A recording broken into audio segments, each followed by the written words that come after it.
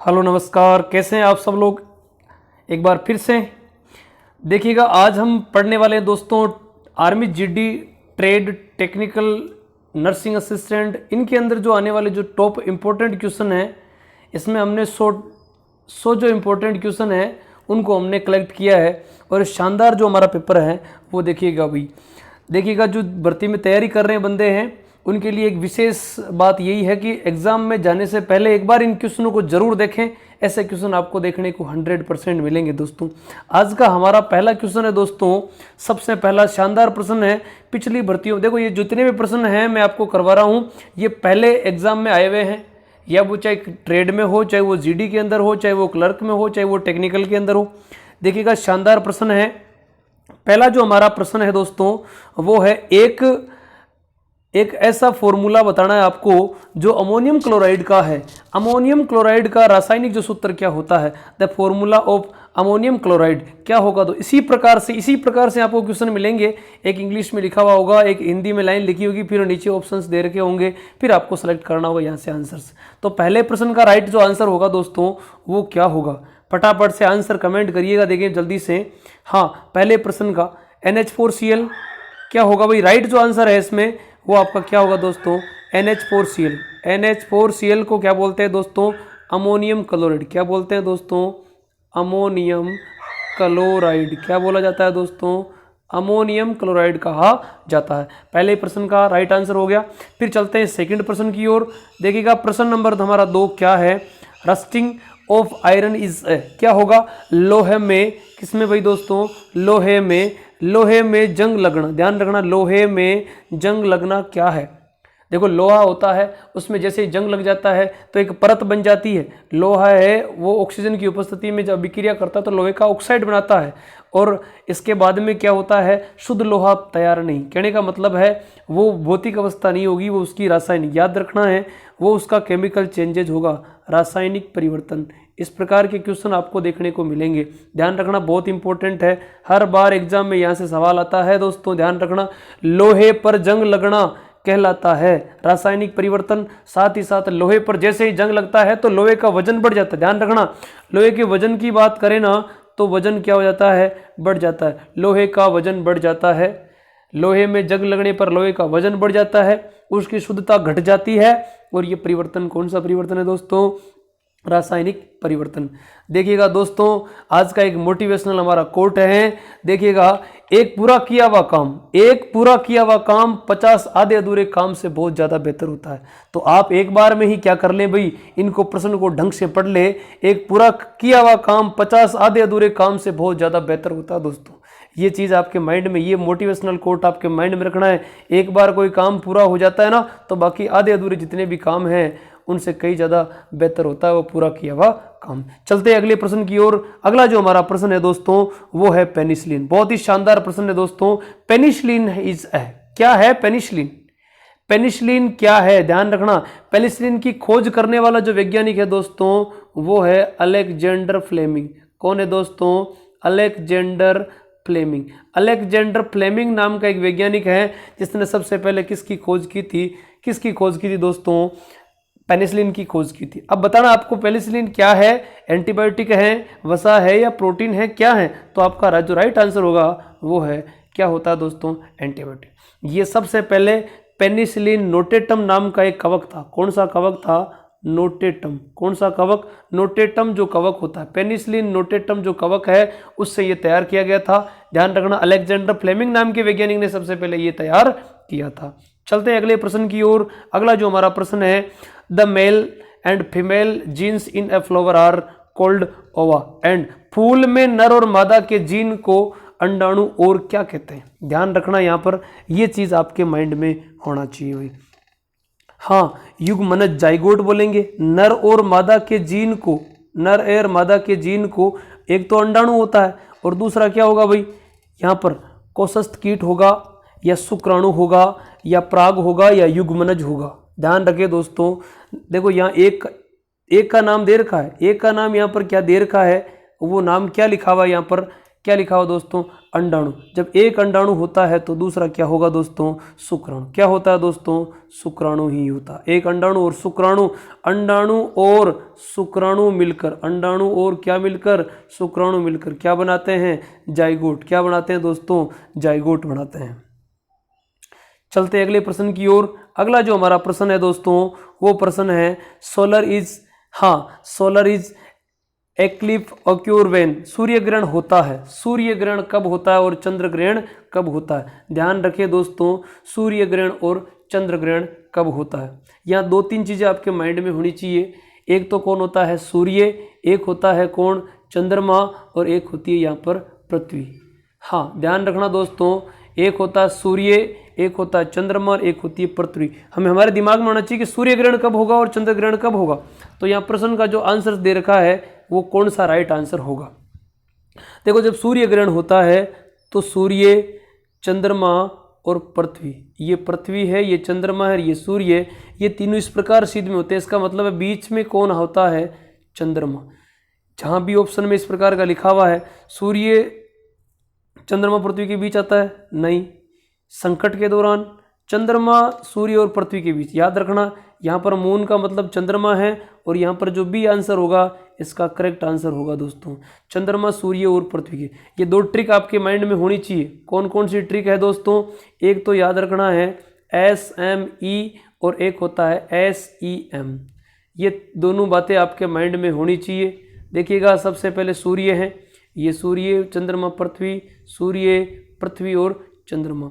देखो ये जो प्रोसेस होती है, देखो सूर्य ग्रहण कब होता है और चंद्र ग्रहण होता है कब, पूर्णिमा के दिन, और ये कब होता है भाई, अमावस्या के दिन। ध्यान रखना, अमावस्या के दिन तो क्या होता है, सूर्य ग्रहण, और चंद्र ग्रहण होता है वो आपका पूर्णिमा के दिन होता है।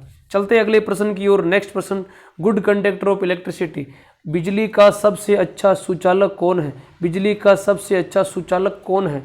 सुचालक यहाँ पर ऑप्शन है, वो कौन है भाई, सबसे अच्छा सुचालक कौन है भाई, यहाँ पर तांबा। कौन है दोस्तों, तांबा जो इसका राइट आंसर होगा। बिजली का सबसे अच्छा चालक कौन है भाई, तांबा होगा। फिर चलते हैं अगले प्रश्न की ओर।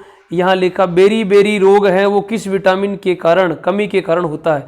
ध्यान रखना, vitamin B is the correct answer. Vitamin B, vitamin B को क्या कहते हैं दोस्तों, थायमीन। क्या कहते हैं, थायमीन कहते हैं दोस्तों। एक बात और याद रखना दोस्तों, ये जो विटामिन बी है इसमें एक बी नहीं होता है, B1 होता है, B2 होता है, B3 है, B5 है, B6 है, B7 है, B7 है, B9 है और B12 है।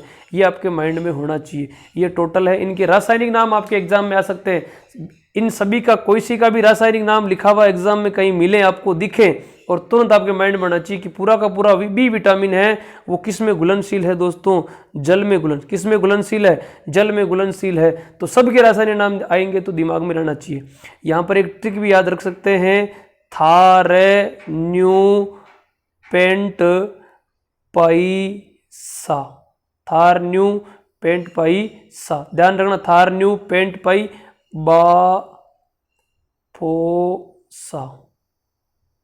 देखो, था से बनेगा थाइमीन, रे से बनेगा राइबोफ्लेविन, न्यू से नियासिन, पेंट से पेंटोथेनिक, पाई से पाइरिडोक्सिन, बा से बायोटीन, फो से फोलिक एसिड, सा से साइनोकोबाल एमीन। ध्यान रखना, विटामिन B12 ही एक ऐसा विटामिन होता है, विटामिन B12 ही एक ऐसा विटामिन होता है जिसमें कौन सी धातु होती है दोस्तों, कोबाल्ट धातु। कौन सी धातु होती है, कोबाल्ट धातु। सवाल आता है कोबाल्ट धातु किस विटामिन में होती है, B12 में। सबसे ज़्यादा ये पत्तियों में, सब्जी की जो पत्तियाँ होती है ना, हरी पत्तेदार जो सब्जियाँ होती है, हरी पत्तेदार सब्जियाँ, हरी पत्तेदार सब्जियों में होता है। अगला प्रश्न चलते हैं। ध्यान रखना, विटामिन बी का एक छोटी सी बात और बता देता हूँ।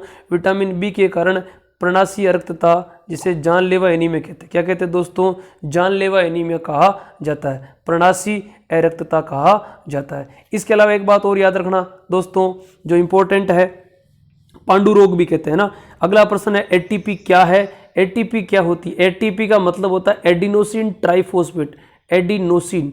ध्यान रखना, एक अलग अलग ऑप्शन दे रखे हैं, ध्यान दिमाग में, एडिनोसिन ट्राइफॉस्फेट, यहाँ पर आंसर इज द करेक्ट होगा यहाँ पर।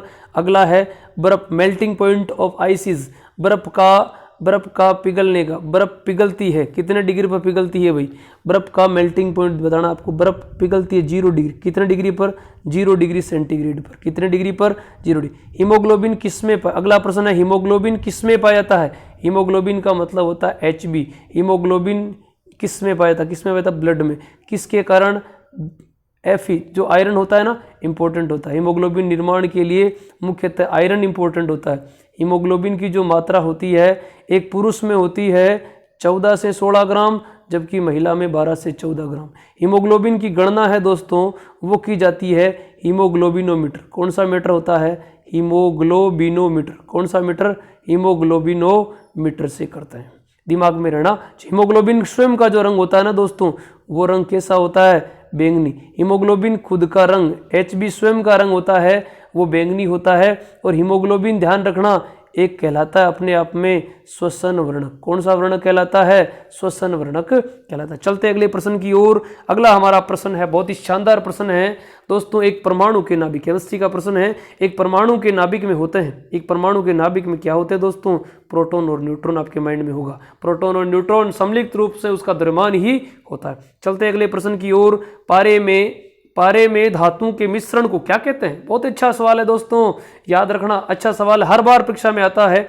पारे में मिले हुए धातुओं के मिश्रण को क्या कहते हैं, इंपॉर्टेंट रहेगा यहाँ से। और यहाँ पर उसको क्या बोलते हैं दोस्तों, अम्लगम। क्या बोलते हैं दोस्तों, अम्लगम कहते हैं। अम्लगम में Hg की मात्रा ध्यान रखना दोस्तों 50%। कितने परसेंट होती है, 50% पारा ही होता है। पारे को हार्गेंसियम कहते हैं, कमरे के ताप पर द्रव अवस्था में पाई जाने वाली धातु है। अगला हमारा प्रश्न है, नेक्स्ट प्रश्न, विद्युत प्रवाह किसमें मापा जाता है।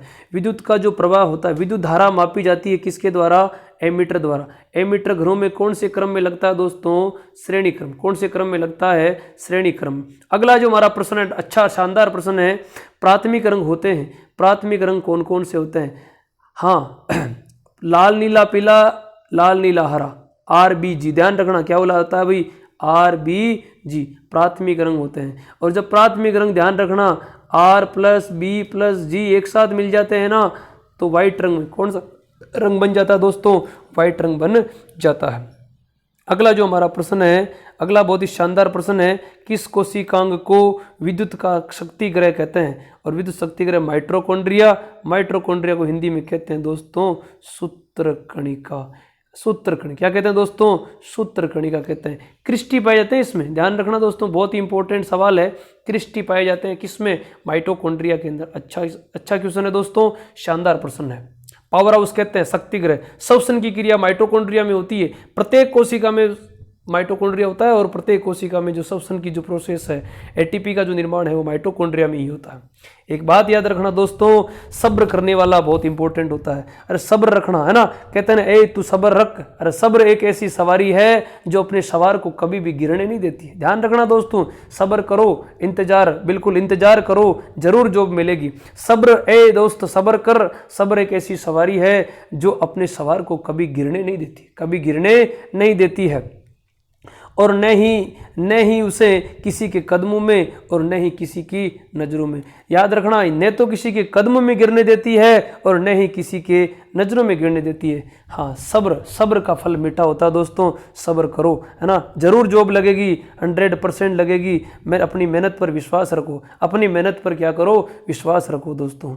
चलते अगले प्रश्न की।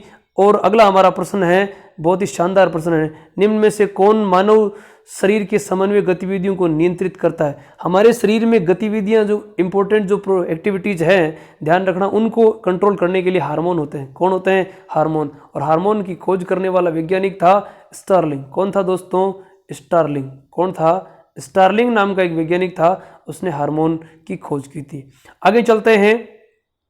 हार्मोन ध्यान रखना, एंडोक्राइन जो ग्लैंड होती है अंतःस्रावी ग्रंथि से निकलता है ना। अगला जो हमारा प्रश्न है, हवा में कितने % CO2 होती है, 0.0003, है ना। ध्यान रखना, यहाँ पर कार्बन डाइऑक्साइड की मात्रा पूछी है, CO2 की मात्रा ऑप्शन में 0.03 नहीं है, 0.03% होती है। एग्जैक्ट जो क्वेश्चन है इसका राइट आंसर यही होगा।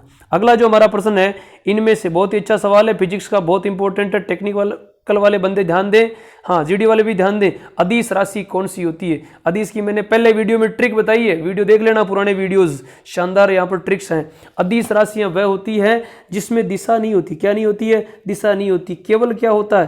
अरे केवल क्या होता है दोस्तों? परिमाण होता है। केवल क्या होता है? परिमाण होता है। परिमाण है वो अदिश राशि है। अब यहाँ पर अदिश देखो, बल सदिश राशि है, त्वरण सदिश राशि है, लेकिन यहाँ गति है, इनमें से ध्यान रखना। देखिएगा कैसे, यहाँ पर एक छोटी सी ट्रिक है। उसका दाल एमएससी से आता है, उसका दाल एमएससी से आता जी।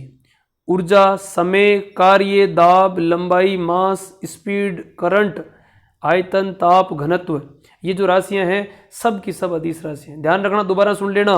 उ से ऊर्जा, उ से ऊष्मा, समय, कार्य, दाब, लंबाई, मास द्रव्यमान, स्पीड चाल, और यहाँ पर सी करंट, आ से आयतन, ता से ताप, जी से घनत्व है।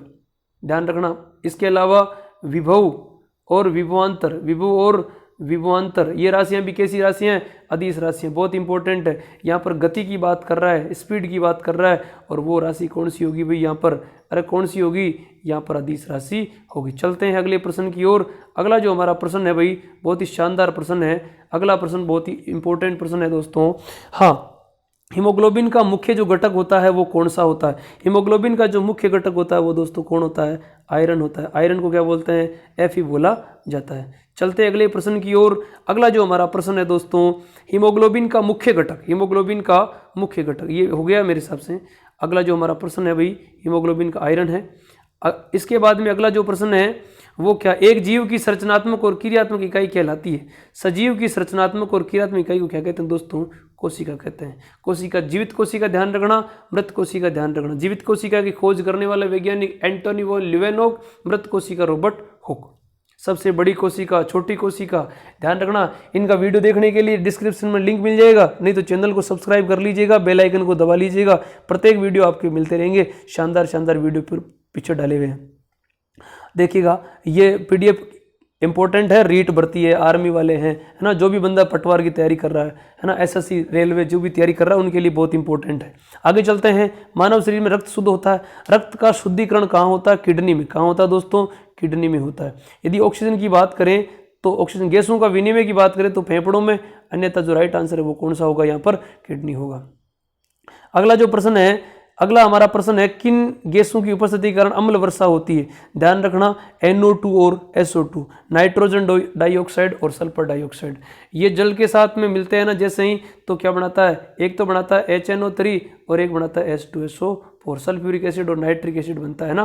ध्यान रखना, NO2 और SO2 के कारण कौन सी वर्षा होती है दोस्तों?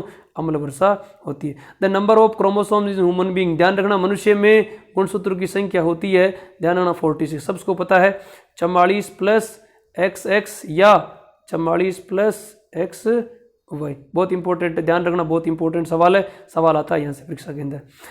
Total number of muscles in human body, ध्यान रखना, मनुष्य की मांसपेशियों की संख्या कितनी होती है? 639। कितनी होती है भाई दोस्तों?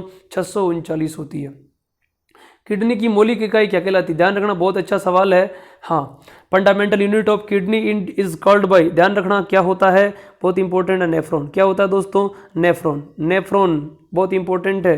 किडनी की सबसे छोटी रचनात्मक और क्रियात्मक इकाई क्या कहलाती है दोस्तों?